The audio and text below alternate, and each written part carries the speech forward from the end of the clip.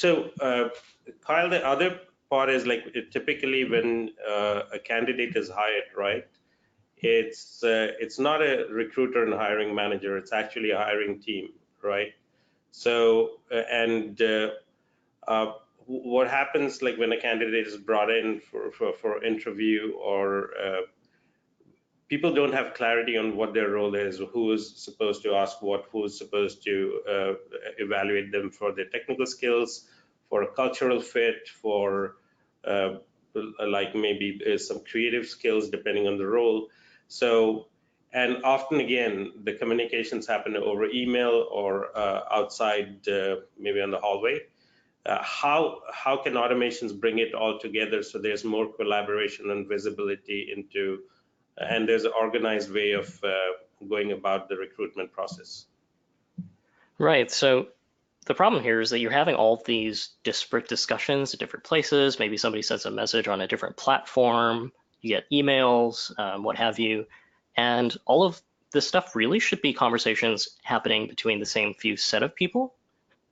So what we can do is create a new channel inside of Slack, just as an example. So I'll show you what we've actually done here. If I go back to TalentBot, let's look at a different candidate. This time we'll look at Jordan's resume. So we'll open that, and let's say that as the hiring manager, I've decided that we actually do want to advance Jordan to the phone interview. So I click that, and this is where the automation starts that we care about. So thanks for advancing the candidate, and they were advanced to the phone interview stage. On the left side of my screen, you'll see that a new channel was automatically created from Workato. And what that's done is pulled in a recruiter and the hiring manager from this job. So I'm just going to return to Greenhouse for a second so you can see where this comes from. There's a hiring manager and recruiter.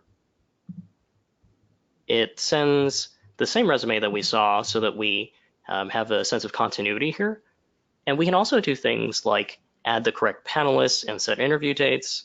One key thing here is that these panelists have already been pre-selected within Greenhouse by the recruiter. So I can actually show you where that exists, if that's helpful. Let's go to the interview plan. And this is the particular stage that we're at in the phone interview. So yeah, the recipe has pulled up these three names.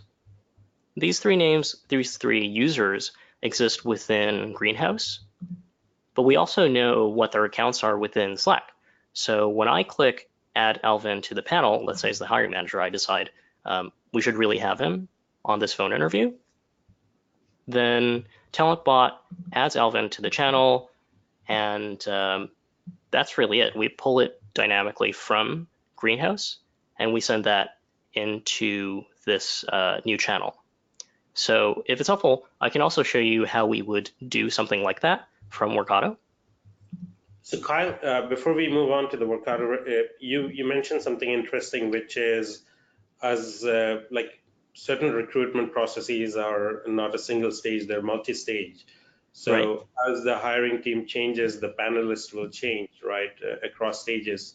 So with this automation that you showed, like as the candidate moves from like first stage to second stage, it will automatically fetch the panelists for the most current stage. Is that what you're telling us? Right, that's exactly it. So we've moved stages from the application review to the phone interview, and this is where we start needing to deal with the panel and so on. Okay. So that was the panel. Let's just quickly show you how this might look when you're creating a new recipe. So again, for the purposes of the demo, I'm going to click this thing over here to skip the normal setup, just to show you things in a more linear fashion. And what we've done here is triggered off of a new Greenhouse event again. So the Greenhouse event is what we are triggering off of because we want to do something when the candidate is moved into the phone interview stage. So Greenhouse, candidate stage changed, and then choose the account that we want to connect to.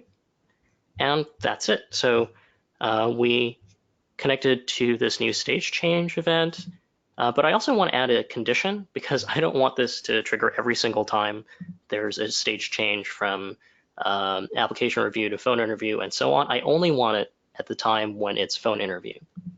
So if I type in stage, it'll give me a stage name. And then I can say stage name equals phone interview. And that's actually the exact trigger that we're using for this automation. So now that you've managed to trigger this candidate stage change, we want to get a new channel. So my mistake, I wanted to type in Slack. You'll see that there are two recommended apps for us. We used Workbot for Slack because that was the chatbot that we were creating. It's like having another character that we're automating. Whereas Slack is for the application, so you're creating new channels, it's more like admin stuff. So you can still do a number of the same things, but what I'm going to do here is create that new channel. Link to my account. And then for the purposes of this demo, I'm just going to type in the just a set of characters. But in reality, what we would do is get all this information from here on the right side of the screen. So from the candidate object, and then dynamically create this. But basically, once we've created this channel, now we can start adding the different interviewers and the panelists and so forth. So I need to get that information from Greenhouse, right? One way to do that is to get it from the job details, which is where we set it up, right? Because we did that from job setup here in Greenhouse. So we'll need a unique job ID, and that actually already comes with the candidate stage change event.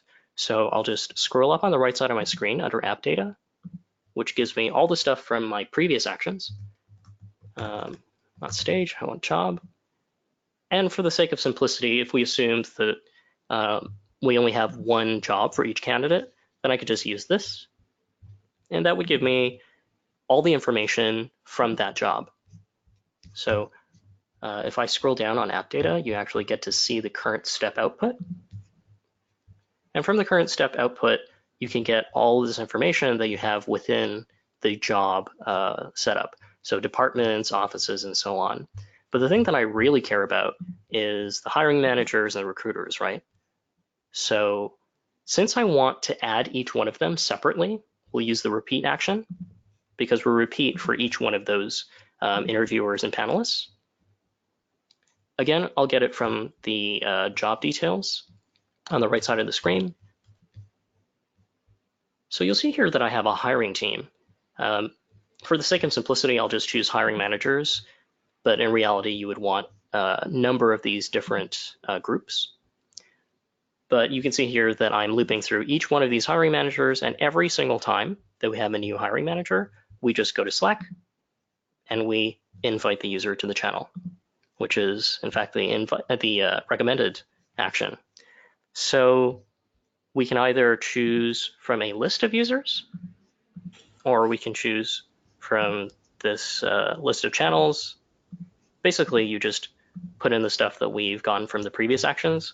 And I don't want to dive too deep into the weeds, but essentially you can see that once the stage changes to a phone interview, you create a channel and then you add each one of the panelists and hiring managers and recruiters, and you send more messages.